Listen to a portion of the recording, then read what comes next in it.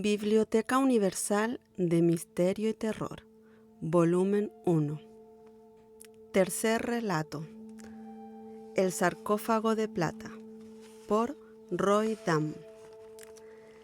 Las figuras que aparecían en aquel sarcófago mostraban la fabulosa anatomía de lo inexistente. ¿Qué arqueólogo hubiese resistido a la tentación de profanar y desvelar su secreto milenario? Fue un alivio dejar de escuchar el grito hiriente de las poleas. Siguió un momento de silencio mientras el enorme ataúd negro quedaba suspendido y luego se posó en el suelo con un golpe seco y metálico que resonó largamente en el aire plácido del atardecer. La extraña caja vibraba por primera vez después de haber dormido, quizá durante milenios, en el oscuro vientre de la tierra. Con la piel pegajosa de sudor y polvo, pero sin abandonar la perenne sonrisa oriental, los 4 obreros que habían alzado el féretro se acercaron a la mole negruzca y carcomida, deseosos de conocer la naturaleza de su pesado contenido. Yvette y Jean-François, los directores de la expedición arqueológica, participaban de idéntica curiosidad, aunque las motivaciones de su intriga fueran más complejas. Era insólito, en efecto, que semejante caja, bastante más voluminosa que un simple ataúd, pudiera haberse hallado entre las ruinas de un antiguo monasterio budista nepalí, enclavado en las primeras estribaciones de los Himalayas. Todo el mundo sabía que en el país, desde tiempo inmemorial, no se enterraba los cadáveres. O bien se les cremaba en las orillas del Pasupatina, afluente del sagrado Ganges, o bien eran abandonados algunas raras veces en picos poco accesibles como piadosa ofrenda a la voracidad de hienas y buitres. Cuanto contuviera el extraño féretro podría calificarse, en el peor de los casos, de extraordinario. Los científicos franceses se abrieron paso entre sus trabajadores. El tiempo se había mostrado poco respetuoso con la madera que recubría el presunto féretro, y aquí y allá aparecía el brillo opaco y metálico del interior. Unos cuantos golpes de su piqueta permitieron a Jean-François deslavazar la envoltura de madera, y fue de esta forma como apareció lo que sin duda sería considerado, así pensaba el joven investigador, como el descubrimiento arqueológico más importante de los últimos decenios, tras el espectacular hallazgo de la tumba de Tutankamón. No era para menos, a juzgar por el asombro que se reflejaba en los ojos de todos. Jean-François calculó mentalmente las medidas: algo más de 1 metro de anchura, poco menos de 50 centímetros de altura, casi 2,5 metros de longitud. Pero lo excesivo de las dimensiones, desproporcionadas para contener un cadáver normal, no era el dato que causaba mayor impresión. Había que fijarse en los insólitos dibujos, en la extraña forma de los símbolos esculpidos en las superficies de plata, sin parangón posible con las culturas conocidas, para llegar a una primera e inadmisible conclusión. El objeto no daba la impresión de haber sido fabricado por manos humanas, sino que parecía haber llegado directamente desde un ámbito cultural ajeno a la tierra. Semejante imposibilidad exacerbaba la imaginación de Jean-François, y en vano trataba de hallar concomitancias con las formas artísticas que el ser humano había desarrollado a través de los siglos. El arte asirio-babilónico, con el que acaso pudiera existir alguna leve relación, había inventado animales fantásticos y formidables, aunque conjuntando en una sola figura elementos de distintas especies. Pero los animales que aparecían en aquel friso argentino mostraban la fabulosa anatomía de lo inexistente: brazos como raíces atormentadas, troncos espinosos y retorcidos, cabezas de ojos innumerables y extrañas aberturas longitudinales cuya función vital era imposible concebir. Sin duda era el producto de la imaginación de un perturbado o de un artista que había obtenido los elementos de su obra en las profundidades de una pesadilla cargada de angustia, porque era ese sentimiento, el de una angustia intolerable, el que emanaba de las figuras del sarcófago. Un símbolo se repetía con insistencia entre la presunta representación de aquellos seres vivos. Era un triángulo con el pico hacia abajo, en cuyo centro figuraba la imagen de una cabeza, esta sí perfectamente humana, aunque con la rara particularidad de estar invertida. Yvette y Jean-François tuvieron que girar las suyas hasta un ángulo excesivo para captar mejor los rasgos de ese rostro de boca y ojos desmesuradamente abiertos que el artista había representado con la lengua caída hacia abajo en dirección a la nariz, como si quisiera resaltar con este rasgo que se trataba de la cabeza de un cadáver. Pero los obreros, no animados por el espíritu científico de los arqueólogos, tampoco giraron sus cabezas para mejor captar las tantas veces grabadas sobre la plata. Parecían conocer de sobra, a juzgar por sus expresiones de terror, el significado de ese símbolo.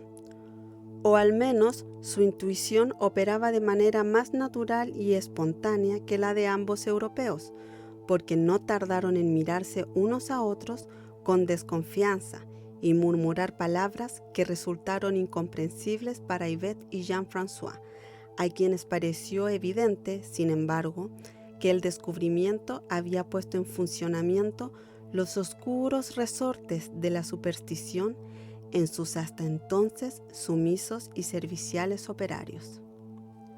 Fue entonces cuando Ac Juman, el capataz, se dirigió a los arqueólogos en un inglés entrecortado. «Mis hombres tienen mucho miedo», dijo. «Esto no es bueno. Mejor enterrar otra vez. Si no, marcharnos todos ahora. No bueno, no bueno». En vano trató Jean-François de tranquilizarles con argumentos que le parecieron cartesianamente irrebatibles. Nada había que temer de una obra de arte. Para los hombres de Europa era algo muy importante. Desentrañar los secretos del pasado era una labor meritoria y deberían sentirse orgullosos de colaborar con ella. Tampoco obtuvieron resultado las amables súplicas de Yvette. A partir de ese día cobrarían el doble y además cada uno de ellos recibiría al finalizar los trabajos el regalo de un valioso reloj automático fabricado en Suiza. Pero ni siquiera promesa tan sugestiva logró detenerles, sino que recogieron sus pertrechos y cabalgaron en sus pequeños mulos montaña abajo hasta perderse en las primeras brumas del anochecer. Yvette se mostró desolada por esta deserción y hasta asomó en sus dulces ojos azules el mínimo temblor de una brisa miedosa. Pero Jean-François no había insistido demasiado en retener a los obreros. Argumentó que si, como esperaba, el contenido del cofre o sarcófago era algo sumamente valioso, mejor sería que su apertura no contara con testigos de visu. En cuanto a la necesaria aportación de los trabajadores, estos eran innumerables en las aldeas del valle, y sin duda habría muchos dispuestos a olvidarse de sus supersticiones a cambio de una buena paga. Por lo demás, el campamento contaba con provisiones más que suficientes para que ambos aguantaran una quincena. Se felicitaba doblemente por la huida de los obreros, ya que eso les permitiría abrir el sarcófago sin despertar codicias, así como entregarse al amor con liberalidad, sin que fuera necesario estar pendientes de posibles desvelos en el inquieto sueño de los nativos. Yvette pareció convencerse por las razones de su compañero, a cuya voz confería el entusiasmo matices fulgurantes. Jean-François la estrechó con fuerza y le participó alegremente su esperanza de que el sarcófago les haría famosos. Tal vez estaban a punto de descubrir un dato confirmador de ciertas leyendas, según las cuales una raza de superhombres o gigantes extranjeros había dejado la impronta de su cultura superior en aquellas remotas épocas en que el Oriente civilizado se despertaba. Realidad o leyenda, lo cierto era que la existencia de un sarcófago de dimensiones descomunales en un país donde no existía la costumbre de enterrar a los muertos era de una importancia objetiva extraordinaria, tanto que probablemente haría cambiar la perspectiva histórica en toda esta parte del planeta. Y en cualquier caso, no sabía qué estaban esperando para averiguar de una vez por todas su contenido. «Se va haciendo de noche», objetó Yvette. «Mejor sería abrir la caja mañana por la mañana». «Si no fuera porque te conozco», se burló Jean-François, «diría que tienes miedo. No pensé que pudieras dejarte impresionar por el terror de esos campesinos». Yvette tuvo que reconocer su miedo, aunque dijo que lo superaría y lo calificó de irracional. Y para demostrar que las estructuras racionales de su mente tenían más fuerza que las oscuras imágenes del corazón, tomó una barra de hierro y se encaminó, precediendo a su compañero, hacia el lugar donde reposaba la extraña mole de plata. Jean-François la siguió provisto de una potente linterna que proyectaba una larga sombra ante el cuerpo de Yvette. Los vientos de septiembre, tras las lluvias del monzón, había dejado limpia la noche, lo que permitía que las estrellas brillasen con particular dureza. Los apagados murmullos de la vida procedentes de la fertilidad del valle que se abría a sus pies paliaban apenas la rocosa desolación de aquel lugar tan poco amable, elegido por la severidad de antiguos monjes budistas para erigir sus monasterios. Las ruinas desenterradas de aquellas viejas edificaciones no eran sino masas informes y sombrías, como animales agazapados en la oscuridad que la superstición de los campesinos parecía haber insuflado a los temerosos ojos de Yvette de un hálito terrorífico. Un estremecimiento recorrió la espalda de la investigadora cuando, después de haber visto el brillo que el féretro plateado reflejaba a la luz de la linterna, en el centro de aquel amontonamiento de sombras, creyó descubrir el súbito destello de una figura animada tras la mole de plata. Por un momento, su corazón quiso saltar del pecho, pero nada dijo porque creyó haberse representado una fantasía miedosa y siguió avanzando, reprimiendo los deseos de buscar cobijo en los brazos de Jean-François.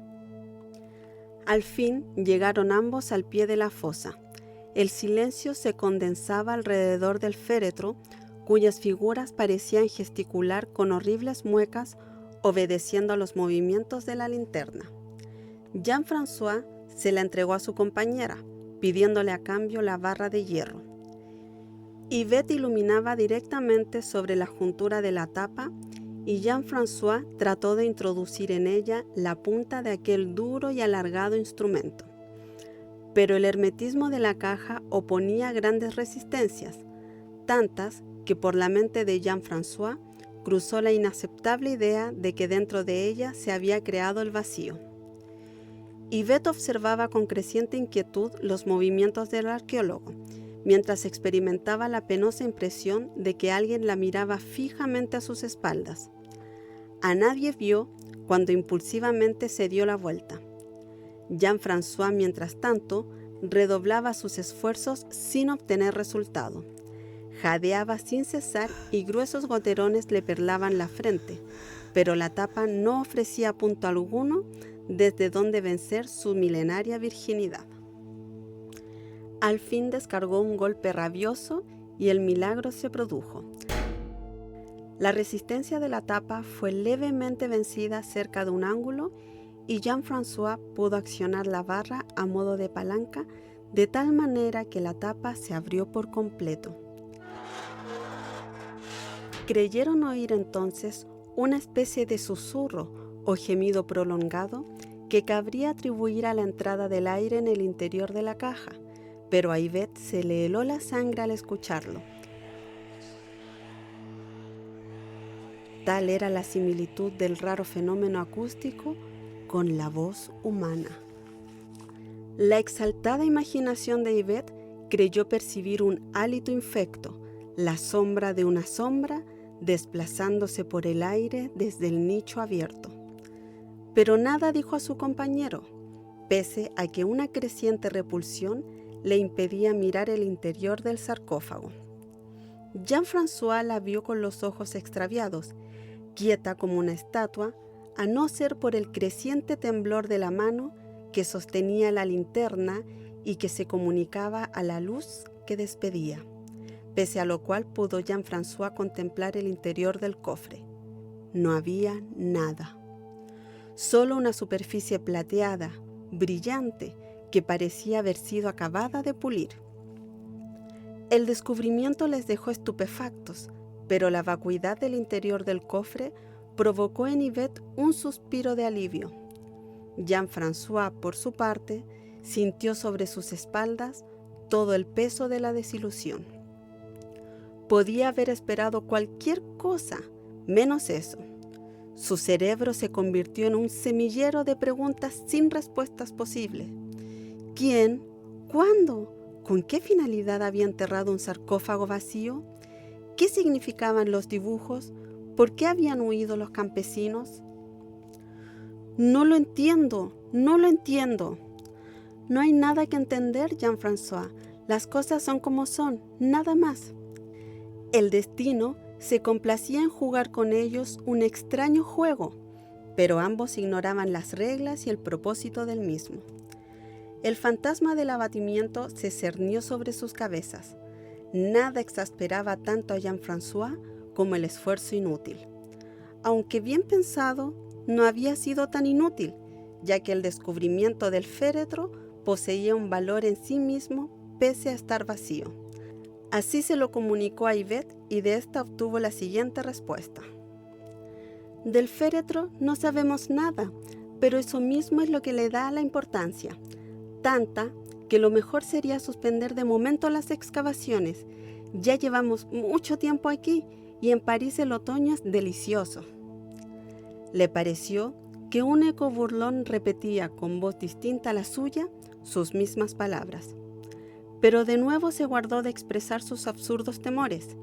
En vez de ello, se aferró a la cintura de Jean-François, buscando en ella refugio frente a las tinieblas de una noche en la que parecían reproducirse los terrores de su infancia.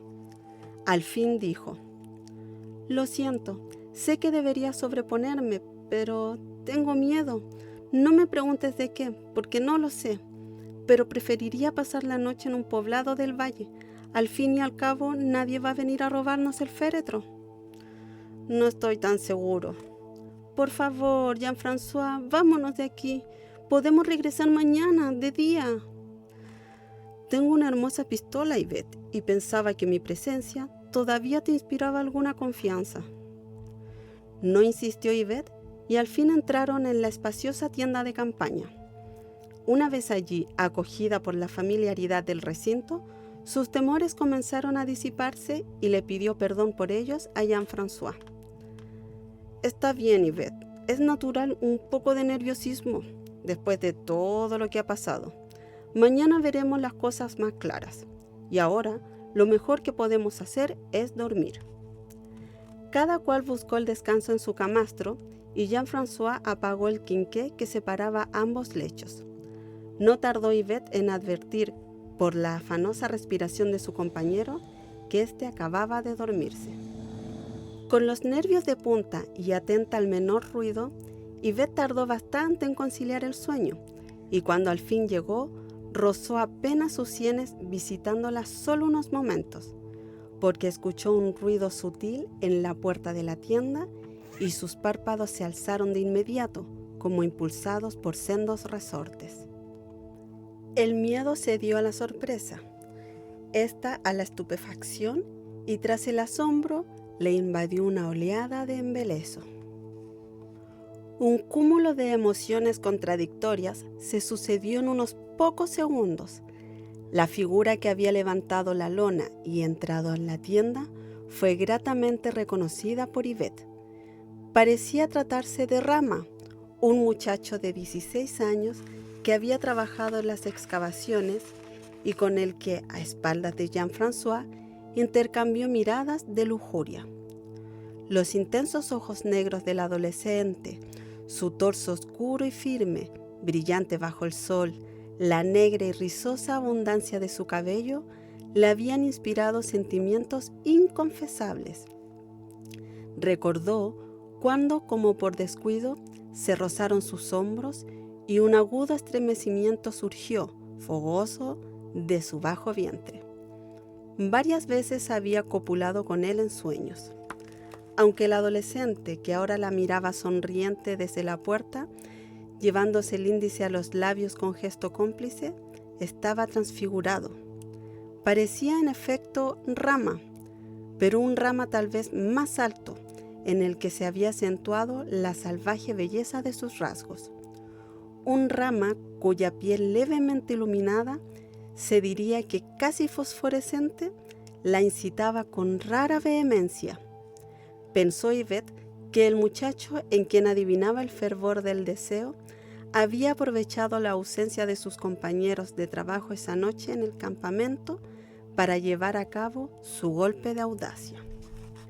A su lado, Jean-François dormía como un leño. Yvette sintió, en presencia del adolescente, que le abandonaba el sentido común, y no despertó a su compañero. La tensión nerviosa que antes había sufrido se convirtió en una sensación de euforia obnubiladora, y un deseo de intensidad hasta entonces no conocida se abrió paso en sus entrañas. La figura de la puerta, mientras tanto, le hizo gestos de que le siguiera y abandonó la tienda. Yvette se levantó de la cama con sigilo, procurando no hacer ruido. Afuera, el firmamento la saludó con multitud de gritos luminosos. Se encontró con el pecho terso y flexible de quien parecía Rama, y ambos se fundieron en un primer abrazo sin necesidad de intercalar palabra alguna. Comprobó entre sus muslos la erección del sexo del muchacho, apenas cubierto por un taparrabos. Sobre los hombros desnudos de la figura pendía una especie de manta negra. Sintió en la lengua la tibia morbidez de aquellos labios tan secretamente deseados, y sus pechos fueron acariciados con exquisita sabiduría. A partir de entonces, renunció por completo a la lucidez y, aferrada al talle de su silencioso acompañante, se dejó conducir hacia donde él quisiera. Un oscuro sentimiento, pronto acallado, pugnó sin embargo por revelarse cuando comprobó que la figura se encaminaba al féretro de plata, sin duda con la intención de convertirlo en tálamo. Pero fue más intensa que ese sentimiento la fascinación suscitada por la rara belleza del adolescente, quien caminaba suave, grácilmente, como si sus pies no llegaran a tocar el suelo. Fue el efecto de esa fascinación lo que hizo que Yvette mirara el temido féretro con ojos nuevos, hasta llegar a parecerle un deslumbrante lecho nupcial. La figura desnudó su espalda de la manta negra, y los ojos de Yvette admiraron codiciosos la perfección de un cuerpo que pronto iba a ser suyo. Acto seguido, con la elegancia de un felino, extendió la manta sobre la pulida superficie interior del féretro y se introdujo en él esperándola. El deseo hizo que a Yvette le parecieran volcanes diminutos todos los poros de su piel, y se liberó de su escasa ropa con gozosa satisfacción. Sus pechos, enhiestos, provocaban oleadas de lujuria en el aire de la noche, e Yvette sintió como si manos invisibles los acariciasen mientras se dirigía al interior del ataúd. Pero eran las caricias de quien parecía Rama las que deseaba Yvette. Encontró el calor de su cuerpo en el fondo del féretro, sobre la manta negra. Vivió un instante de placer intensísimo, mientras aquel ser, ahora claramente fosforescente, la estrechaba más y más en sus brazos. Sonámbula de placer, apenas percibió la dureza de unas uñas que se clavaban en su espalda, pero ya en las inmediaciones del orgasmo escuchó sus propios jadeos resonantes en el metálico recinto, mientras su amante parecía no respirar. Levantó la cabeza un momento y contempló su rostro. Ya no tenía frente a sí los dulces rasgos de Rama. El ardor de su sangre se hundió en un horror helado, como las mismas superficies metálicas del féretro, y la espantosa lucidez que le proporcionó su visión se disgregó en un grito prolongado y cortante, largamente repetido por el eco de las montañas. Porque Yvette, entonces se dio cuenta, estaba siendo poseída por un ser abominable, sarmentoso, de manos como garfios, cuyos innumerables ojos, encendidos por una abyecta maldad, le recordaron los de aquellos seres ominosos que la locura de un artista extravagante había esculpido en las paredes del sarcófago. Volvió a gritar de nuevo, ya sin esperanza, antes de que el pegajoso horror que la poseía acallara definitivamente los latidos de su corazón. Cuando Jean-François, despertado por los gritos, acudió al sarcófago, vio el cuerpo desnudo y sin vida de Yvette. 10 hilillos de sangre surcaban su espalda. Por su boca manaba igualmente la sangre de su lengua mordida. Sus ojos, desmesuradamente abiertos, parecían seguir contemplando, más allá de la muerte, las imágenes de un horror sin límites. Entonces supo por qué habían huido los campesinos, por qué los monjes budistas tuvieron la absurda ocurrencia de enterrar un ataúd aparentemente vacío. Lo comprendió todo, pero ya era demasiado tarde. Fin.